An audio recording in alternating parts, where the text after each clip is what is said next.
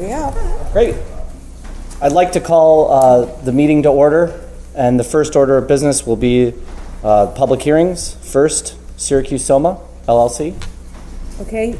Notice is hereby given that the public hearing held on July 16th, 2019, pursuant to Section 859-A of the New York General Municipal Law, will be reopened by the City of Syracuse Industrial Development Agency on the 20th of August, 2019, at 8 a.m. local time at 233 East Washington Street, Common Council Chambers, City Hall, Syracuse, New York, in connection with the following matter. Syracuse Soma Project, LLC, or an entity to be formed by the company, requested the agency undertake a project consisting of A, the acquisition or continuation of an interest in approximately 25,378 square feet of real property improved by two existing buildings totaling 57,300 square feet, all located at 214 West Water Street in the city of Syracuse, New York. 2, the construction of a 9-story, approximately 113,000 square foot addition to the existing buildings, consisting of approximately 1,200 square feet of commercial retail space on the first floor facing Fayette Street, an approximately 21,400 square foot parking structure, including an automated parking lift system to provide 72 plus parking spaces, approximately 90,000 square feet containing 78 plus or minus 1-bedroom units and 26 plus or minus 2-bedroom units on floors 2 through 9, all located on the land. 3, the acquisition and installation in and at the land and facility of furniture, fixtures, and equipment, and together with the land and facility, the project facility. B, the granting of certain financial assistance in the form of exemptions from real estate taxes, state and local sales taxes, use tax, and mortgage recording tax in accordance with Section 874 of the General Municipal Law, collectively the financial assistance. C, the appointment of the company or its designee as an agent of the agency in connection with the acquisition, construction, equipping, and completion of the project facility. And D, the lease of the land and facility by the agent pursuant to a lease agreement and the acquisition of an interest in the equipment pursuant to a bill of sale from the company to the agency, and the sublease of the project facility back to the company pursuant to a sublease agreement. The company shall be the initial owner or operator of the project facility.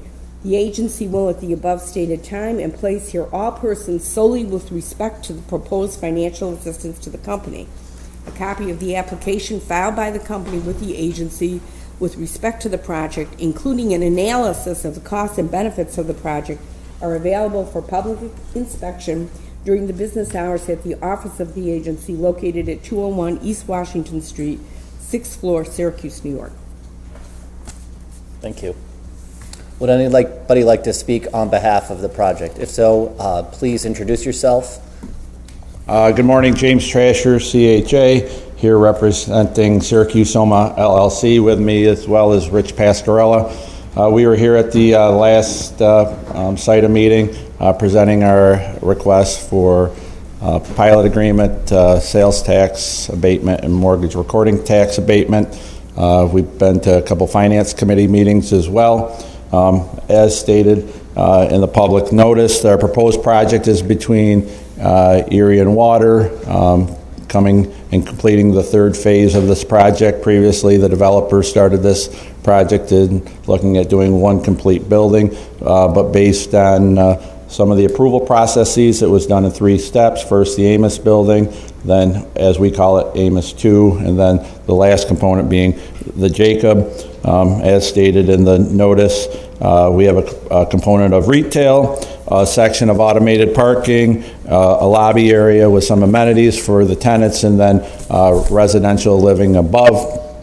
This would tie into the other buildings, one curb cut. You've seen the elevations and the renditions in our other meetings, so we're here just to answer any questions. Additional information requested was provided by the developer in his office, so we're willing to answer any questions you may have. Do any board members have any questions? I spoke yesterday in relation to the Finance Committee and asked for some data in relation to the subcontracting opportunities. Did you have an opportunity to follow up? I had an opportunity for a request to back up. You want I don't have to speak in so it can be recorded? Just so. You're referring to the list of subcontractors, Yeah. I assume? Yeah, so I had a opportunity to request that, so I'm working on that. I don't have it all right here today, but your request has been made. I'll follow up. Any other questions from the committee? All right, thank you. Thanks. Would anybody else like to speak on behalf of the project? One final time, would anybody else like to speak on behalf of the project? At this time, would anybody like to speak against the project? Take a second time, would anybody? Yep. Please just introduce yourself. That's going to take a long time. I'm 68. You know, what part of me do you want? Thank you for opening the meeting. Tom Law, I'm from Eastwood, and I've lived in a couple of different neighborhoods, 2 or 3 in the city anyway, going back to 1954. I suppose that's a few years ago. The main question I have, I'm not a developer, so I don't know what they're up against. And I know the city's trying to be, you might say, hospitable and friendly and increase the market for the number of units downtown available, because it's the vacancy is very low. They do sell out. People want to live downtown, so I'm not opposed to that concept. But in terms of the homework of the city or the IDA here and going and accepting things as it goes along the process, I really wonder if there's enough, like what I'd call almost like forensic accounting of this and the way it relates to the city budget. So I'm not standing here as opposed to it. I'm standing here because I might be opposed to it given the unanswered question, which I have, which is, first, does anyone who will reside here will they be paying school taxes? You want me to answer? Sure. A component of every pilot agreement gets shared amongst the taxing jurisdictions, and the city gets its proportional share, and so they allocate that, I assume, to offset some of the school tax that is included in the city's budget. So you're saying there is some property tax, but it's downgraded in the early years? Well, so the way pilots work is if a project comes before an IDA, the assessor for that jurisdiction goes out and assesses or has an assessment on the property. And the developer pays, generally speaking, I can't say 100% of the time, but generally speaking, the project pays 100% of whatever that current assessment is. So you're not losing any tax base on what is currently existing. The abatement that you get through the benefit of a pilot agreement applies to the improvements you make to that parcel. And that abatement takes place over the course of the term of the pilot agreement. And that term varies depending on what's being constructed, what jurisdiction you're in. There's many variables. But so you're not losing taxes. You're maintaining whatever you already were receiving. You're providing a benefit in the form of an abatement for the improvements. But whatever pilot payment is made has to statutorily be shared amongst the taxing jurisdictions. Does that make sense? Yeah. Okay. Yeah. Well, that was my main question. But the kind of the forensic accounting question here is the question of what the cost actually is. And if you were to be tough about it, you'd say, what's the unit cost per residential unit? And absent that, you're making judgments. If you don't come down with some figure like that, you're making a judgment case by case, and there's no, you might say, uniform, consistent treatment of how much you're you're being friendly in terms of the economics. So that would be my question as far as, because I'm kind of like a numbers homework guy when I get the chance. So each project that comes before us has a benefit cost analysis that goes by the same criteria per project. So we're not arbitrarily making a decision one versus another. Each project has those numbers associated with what is the benefit of it, including job creation, in addition to that economic impact, and then that's versus the costs associated with that, and it has a ratio. There is publicly posted materials, and there should have been some in the back. Do we? It is. It was Right. publicly posted. So the publicly posted, and we'd be happy after the meeting to show you exactly where that is, so that you can look at every project that we've ever approved and to see that benefit cost analysis. Now, is it on the units though? No, it's per project. It's per project. And it's determined on a square foot basis then? I mean, I'm going to like a unitary cost to break it down, because you've got all sizes of buildings. I mean, in some sense, you can't really compare a 20,000 square foot building with a 60,000 square foot building and say, oh, this is the benefit, because that doesn't relate to persons then, it relates to the project, but it doesn't relate to the residential units or the whole thing. So I'm still kind of playing hardball here, I know, but This is set by the assessor. The assessor goes out and determines the property taxes for the city of Syracuse. He goes to this project, he looks at it, he makes his assessment. That, as was said, is the taxes that were being paid, continue to be paid until the project is through with the pilot, and it increases throughout the pilot time, and then the full taxation is at the end of a pilot. now is that connected to the rental rate or not? It's connected to whatever the assessed value of the property is. And No, the but investment that is being made in the project. But I'm saying, does the ongoing tax, is it related to the vacancy and the tenancy rate? I think that's a question for the assessor. I mean, whatever the assessor of whatever jurisdiction you're talking about, so here it's the city of Syracuse, it is his job to assess properties as they exist and what he anticipates the value of that property will be at conclusion. I can't sit here today and tell you what formula he uses, because honestly, I just don't know. Yeah. But that is a question for him. But this board, and I would assume every industrial development agency, relies upon the assessor to do that job. They take those numbers, they plug them into their cost-benefit analysis, which every IDA uses, and they calculate the benefits based upon the amount of the investment and the completed project. Yeah. So I would encourage you to have somebody show you where they are online so you can look at them, and then if you have additional questions, maybe, staff could address those. Yeah. Now, in terms of affordable units, are there affordable units worked into this building? In this particular building, and I don't want to speak for the developer, but yes, there is a commitment to do 10% affordable at 35 to 40% AMI. Is there also a labor agreement to hire in the city? There is, all of our agreements have a preference that there be hiring within the city. Yeah, There is an preference. obligation, there is a policy that they are required to hire local contractors, and local for the IDA is 5 counties. That's unionized. They are required to- So you're really saying there's an escape clause? Well, there's not an escape clause, because the policy of this IDA is that you must hire within this 5-county region. Yeah. It is our preference that you do it in the city, but the realities is that there's not always the workforce necessary to complete that. So we cannot have it be a situation where there is a default. So every IDA that I know of has a 5-county region. And so every project that comes before this board is required.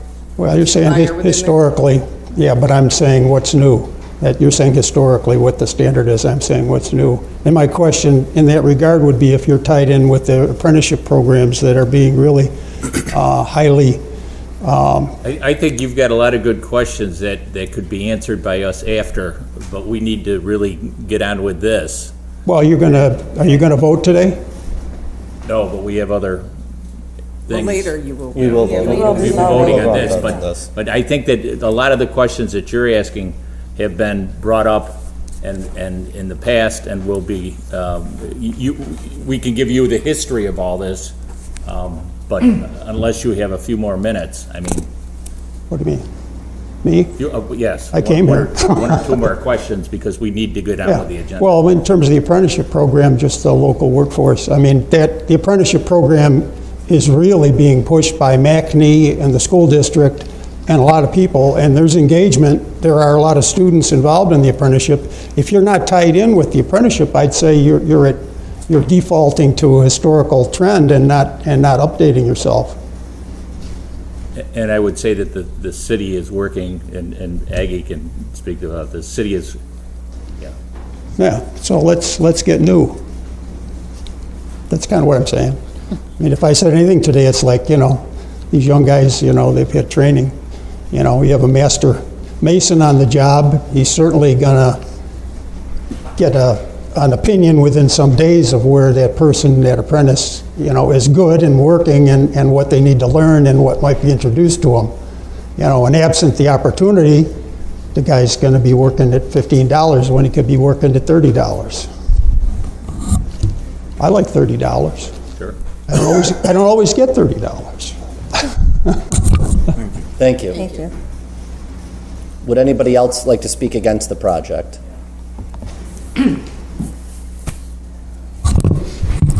I'm Aggie Lane of the Urban Jobs Task Force, and a lot of what he brought up is what we've been pushing for probably for 8 years, and without some enforceable policy, monitored policy, nothing really will change. But on this particular project, I'm against it because it's a $19 million project. It wants $4.6 million in tax relief. This particular tax relief package is equal almost all of the tax relief packages you've given throughout the whole year. You're at sort of 9.3 million that you've, shall we say, given, exempted people or projects. And this is at 4.6. So it's enormous. What I scratch my head about is that cost-benefit analysis is 5.1. Now you got 2 more hearings coming. Alan Beyer, theirs is 116 to 1 because they're paying wages. So this is not about jobs. The whole state law is about creating jobs. This is not about jobs. It's about luxury apartments. And I feel that a bone was thrown. Okay, we'll give you 10% affordable housing. We needed that affordable housing in the neighborhoods. So I am really, and then the other one that's coming back, this on Teal Ave, that's that restaurant supplier. Their ratio is 108. 108 to 1. So, no. You should vote this no and start saying SIDA is about creating jobs. And as we said, the construction wages should be going with a policy to at least 20% of city residents. So the construction wages on this are 1.1 million. And that's almost if you put 20% in, that's close to $250,000 staying in city residents' pockets. So we really got to get some community benefits back, just not developer benefits. Thank you. Thank you.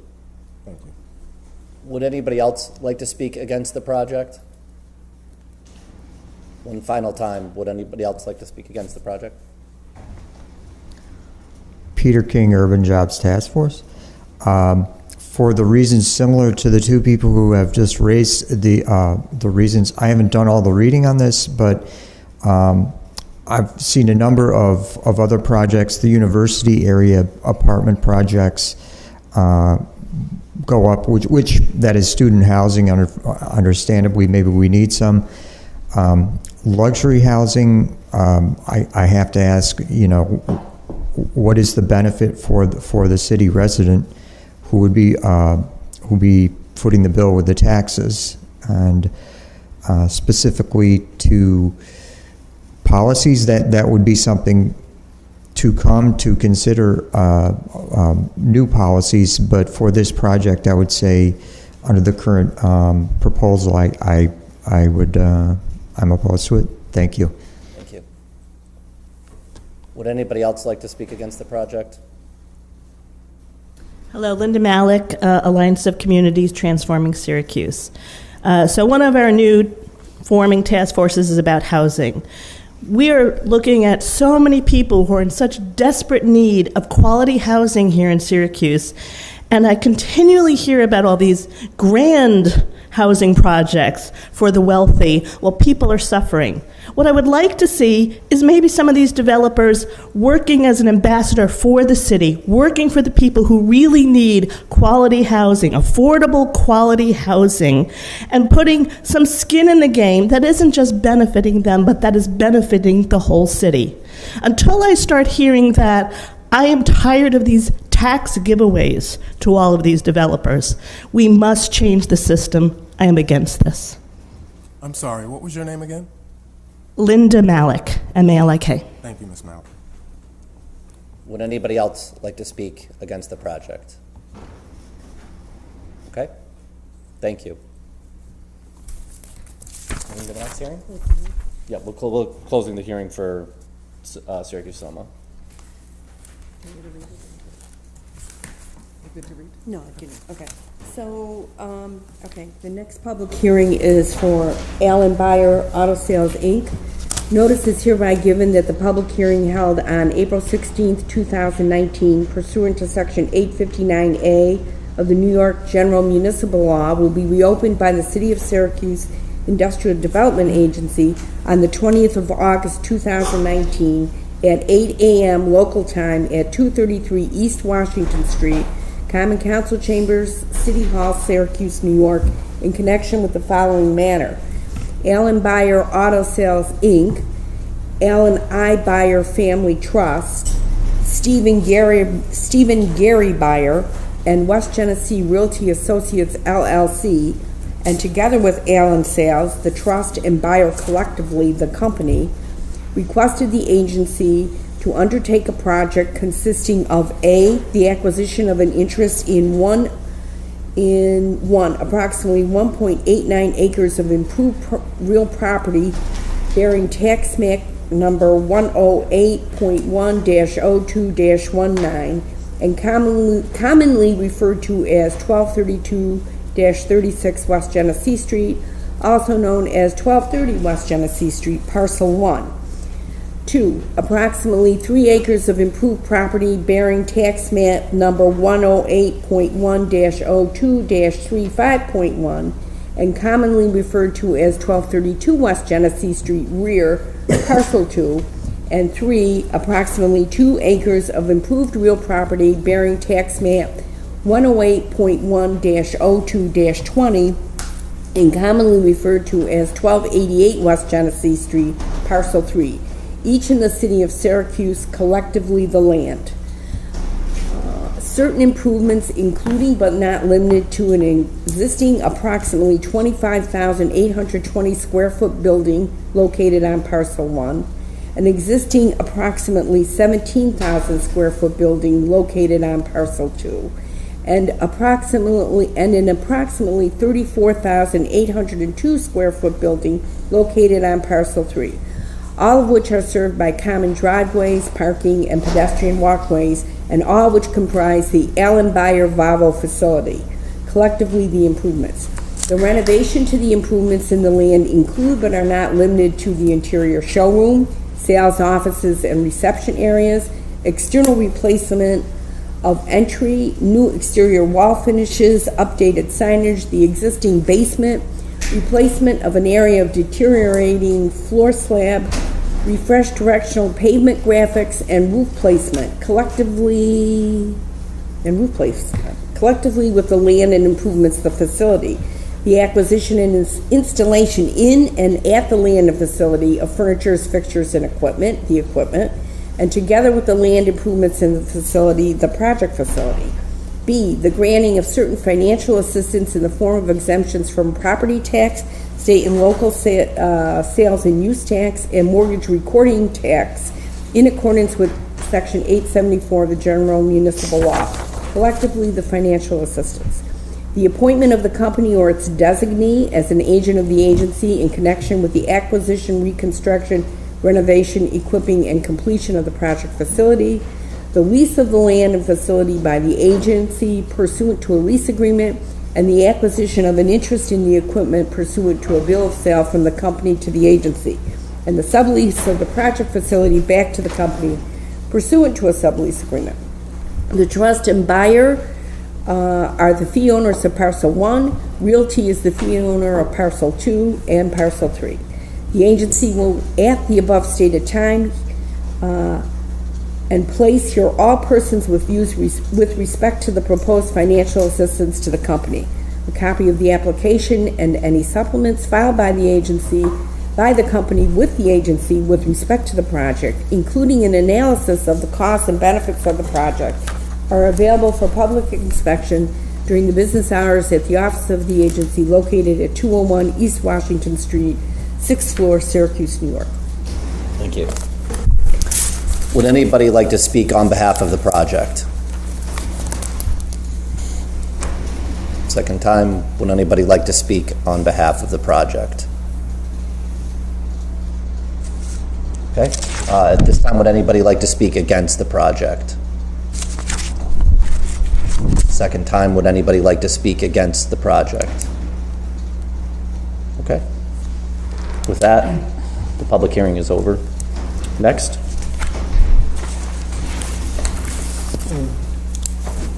Okay, this is the public hearing for Gerhardt Equipment, Inc., also referred to as Sage Teal Properties. Notice is hereby given that a public hearing pursuant to Section 859A of the New York General Municipal Law will be held at the City of Syracuse Industrial Development Agency on the 20th of August 2019 at 8 a.m. local time at 233 East Washington Street, Common Council Chambers, City Hall, Syracuse, New York, in connection with the following matter. The agency previously undertook a project at the request of Sage Teal Properties, LLC, the company, consisting of A, the acquisition of an interest in approximately 4.5 acres of improved property located at 220-22 Teal Avenue in the city of Syracuse, the renovation of an approximately 85,000 square foot building for use in the wholesale and retail sale of food service equipment, supplies, and design solutions, primarily to restaurants and food service operators, including but not limited to the installation of a new roof, lights, windows, HVAC, painting, landscaping, and resurfacing of the parking lot, all located on the land. Number 3, the acquisition and installation in and at the land and facility of furniture, fixtures, and equipment, the equipment, and together with the land and the facility, the project facility. B, the granting of certain financial assistance in the form of exemptions from real property tax, state and local sales and use tax, and mortgage recording tax in accordance with Section 874 of the General Municipal Law, collectively the financial assistance. C, the appointment of the company or its designee as an agent of the agency in connection with the acquisition, construction, reconstruction, renovation, equipping, and completion of the project facility. And D, the lease of the land and facility by the agency pursuant to a lease agreement and the acquisition of an interest in the equipment pursuant to a bill of sale from the company to the agency, and the sublease of the project facility back to the company pursuant to a sublease agreement. The company is the initial owner of the project facility. The company has requested an increase in the amount of sales tax exemption benefits, the additional financial assistance. The agency will, at the above stated time and place, hear all persons with views with respect to the additional financial assistance. A copy of the application and any supplements filed by the company with the agency with respect to the project, including an analysis of the costs and benefits of the project, are available for public inspection during the business hours at the office of the agency located at 201 East Washington Street, 6th floor, Syracuse, New York. Thank you. Would anybody like to speak on behalf of the project? Good morning. I'm Scott Gerhards. I'm the owner of Gerhards Restaurant Equipment. We bought the building in November, and it is a lot of work. We're not developers. We're just a small business trying to expand our business. We wanted to be in the city of Syracuse because we think there's a lot of excitement to the city of Syracuse.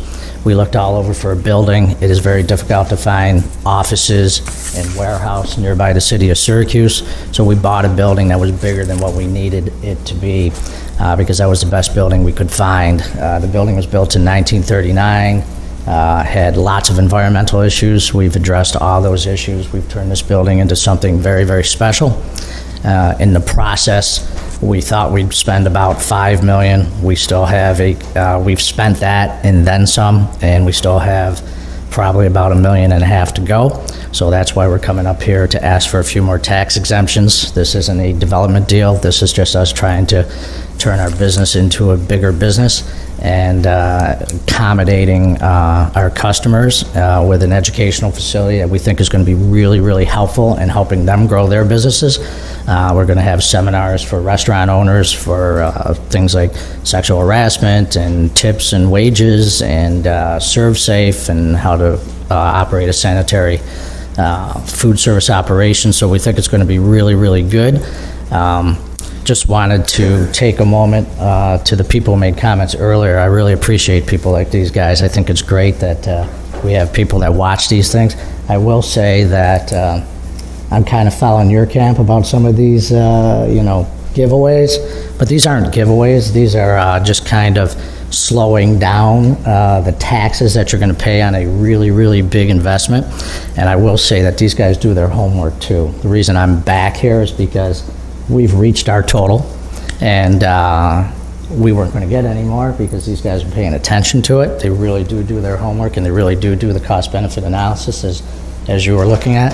And I do like the idea of the jobs and apprenticeships. I will tell you that everyone we've hired on this thing, Neville Plumbing and Bruce Electric, are all within 5 miles of our operation. Most of them are within like a quarter mile of our operation, and they all had we had BOCES students at our operation for over a week who were learning from Bruce Electric, and Neville Plumbing had apprentices at our place too for several days. So it helps. It's a benefit to the community no matter what you think of it. It beautifies it. It would be better if more jobs would be created on these projects. I would agree with that, but we're going to do our best to create as many jobs as possible. We're not just creating apartments. We're doing what's right for the community, I think. So that's pretty much it. If you guys have any questions for me, I'm ready to answer them. Thank you. Any of the committee members have any questions? So what was the runover? What caused the runover? Just about everything. I said to the Finance Committee yesterday that when we applied for our thing last summer, it was basically a general contractor walking through the place. We didn't own the building at that point, and just kind of saying, well, I think it's going to be, $100 a square foot for this type of operation, $150 a square foot for this operation. And you really just, it's a huge building, and we ran into issues. I mean, there's 2,000 lineal feet of vinyl cove base. You say, oh boy, that's not a lot of money, and then it adds up to ridiculous amounts of money. Tons and tons of tile and just concrete shining. I mean, just everything has gone over because it's just a big building, and we completely underestimated how much it would cost. We don't mind it. We do mind it. We'd rather not spend the money, but I think the end result is really, really good. And if anyone wants to see it, there's one building that's a tenant right now and one building next to it that we've already finished the remodeling on. It's night and day. So if you wanted to see what the investment is going towards, I think the community would be proud to see this building and not necessarily see this building. I think you guys are doing a very good job. I had chance to ride by the building and look at it. Oh, good. It really looks nice. Super. I appreciate that comment. Thank you very much. Looking forward to seeing the inside myself, so waiting for that second opening on the other building. End of September. We're looking forward to having you. Thank you. Thank you, guys. Would anybody else like to speak on behalf of the project?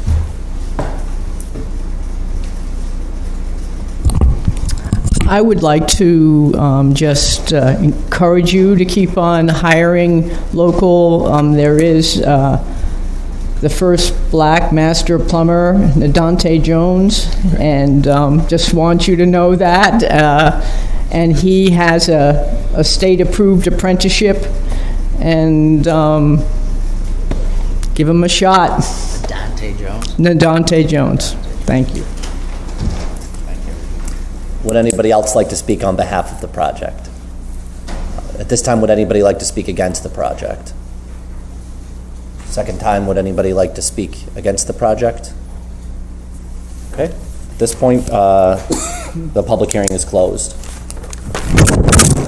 I'll now move to the general board meeting. First order of business, I'll call the meeting to order and roll call. Michael Frame, chair. Kathy Murphy. Ricky Brown, secretary. Steve Thompson? Ken Kinsey. Great.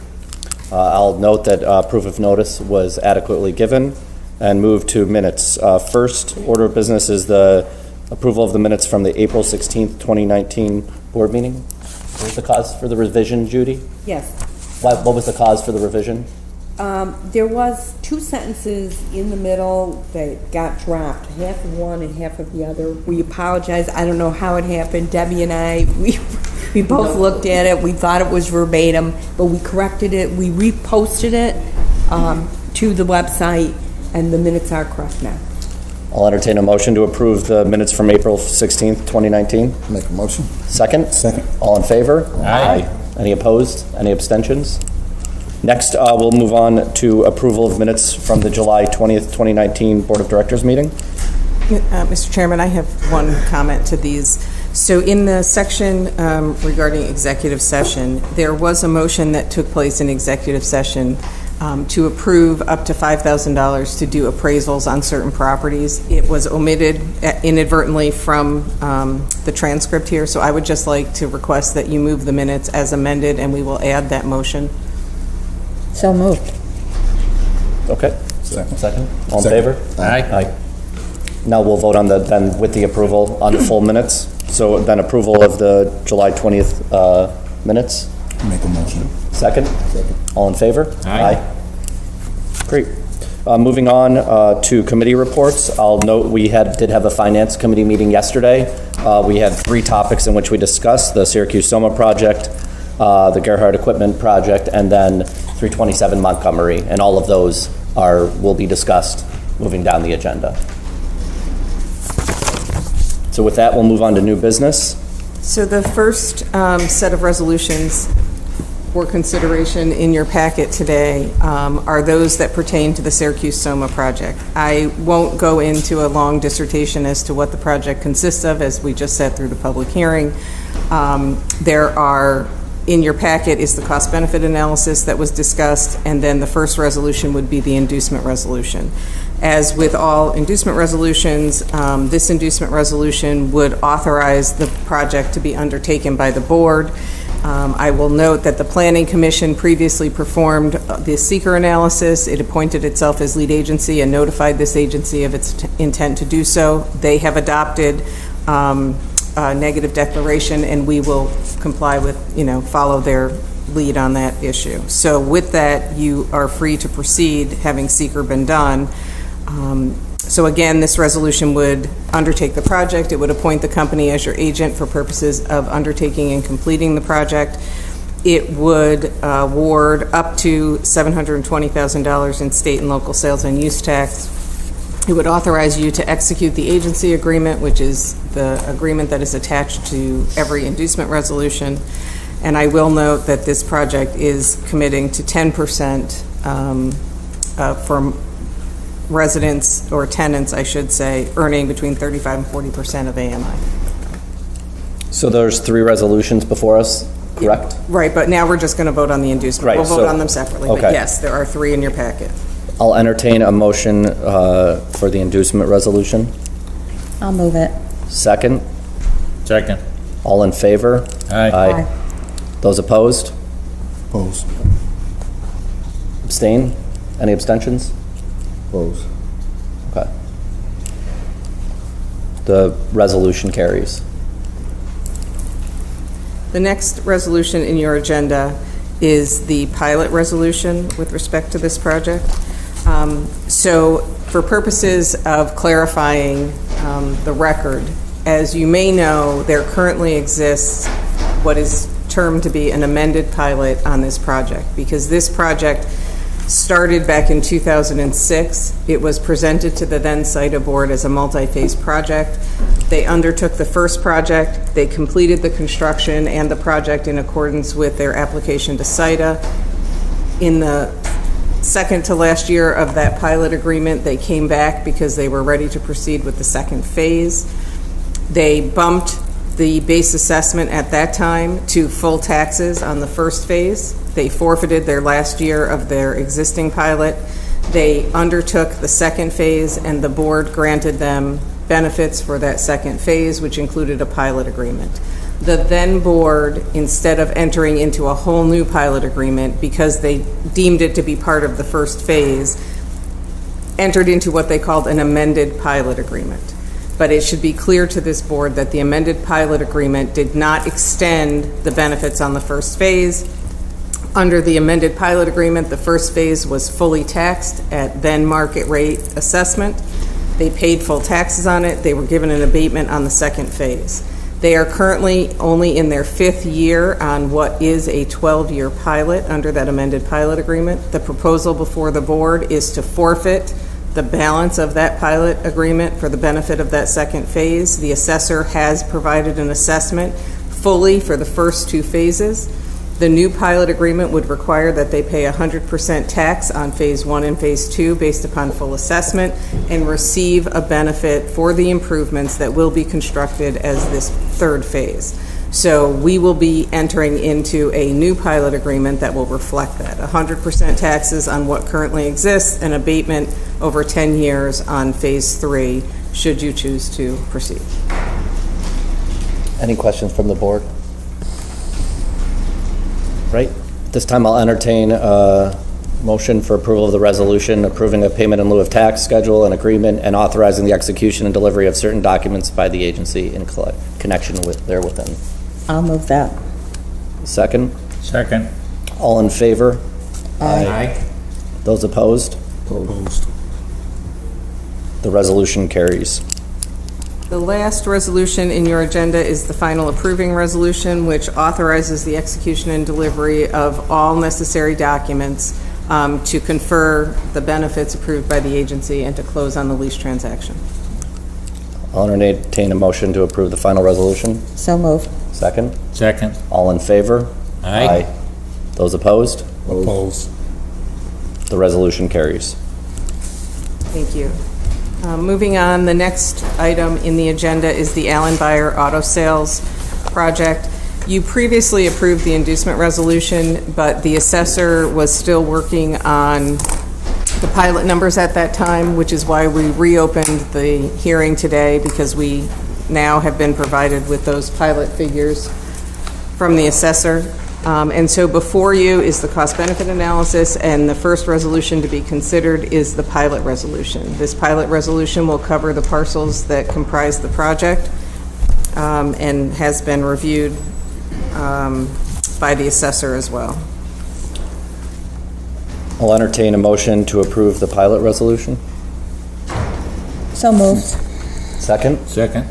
All in favor? Aye. Any opposed? Any abstentions? The resolution carries. Thank you. The next resolution in your agenda with respect to the Allen Buyer project is the final approving resolution, and this authorizes you to execute all necessary documents to confer the benefits. I'll entertain a motion to approve the final resolution. So moved. Second? Second. All in favor? Aye. Aye. Any opposed? Any abstention? The resolution carries. Thank you. And then, we can do this.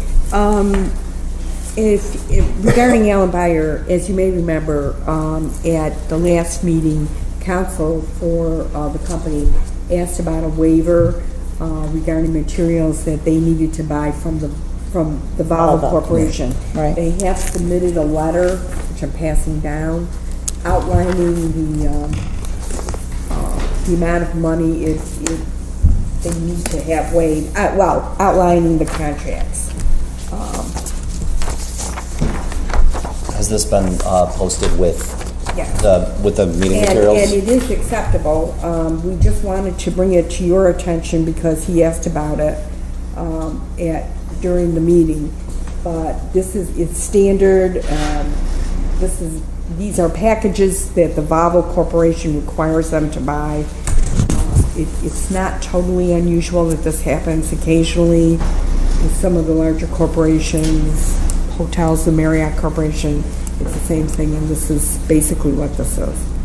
And we just wanted to report to the board that they did make a formal request, which was asked of them last time, and under the existing policy, the executive director has the ability to review it and approve it, provided that it is a contract issue.